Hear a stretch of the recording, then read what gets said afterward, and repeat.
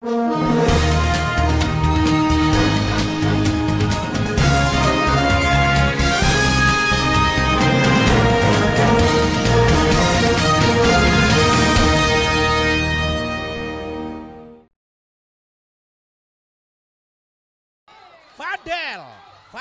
kali ini Fadel kuasai bola dengan baik. Fadel kontrol dengan baik pula, tembakan, oh, gol, gol, gol, gol, gol, al. Tim Persewangi Banyuwangi harus puas bermain seri 1-1 melawan Sang Maestro Surabaya dalam pertandingan hari pertama Grup NN babak 8 besar Liga 4 PSSI Jawa Timur 2024-2025 yang digelar di Stadion Diponegoro Banyuwangi pada Selasa 11 Februari 2025. Tim berjuluk Laskar Belambangan sempat memimpin 1-0 setelah pemain depan nomor punggung 27 M. Alfian Arfarid mampu mencetak gol pada menit ke-20.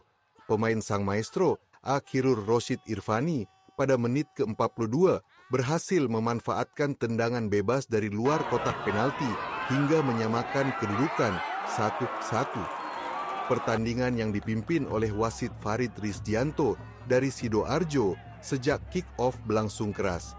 Bahkan pemain kedua tim sering terlibat friksi sehingga beberapa kali terpaksa dihentikan untuk memberikan ofisial kedua tim meredam suasana.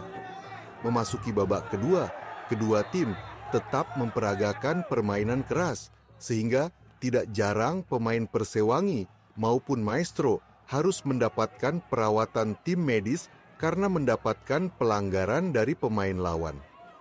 Setelah pertandingan usai, wasit Farid Rizdianto bersama asisten wasit harus mendapatkan pengawalan dari petugas pengamanan lapangan menuju ke ruang ganti untuk menghindari terjadinya peristiwa yang tidak diinginkan.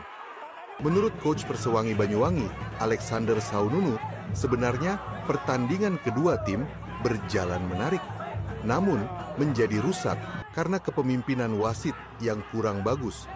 Namun, pihaknya enggan memberikan komentar terhadap kepemimpinan wasit di lapangan karena semua penonton bisa menyaksikan sendiri apa yang terjadi di lapangan. Jangan lupa like, share, and subscribe sebelang.com.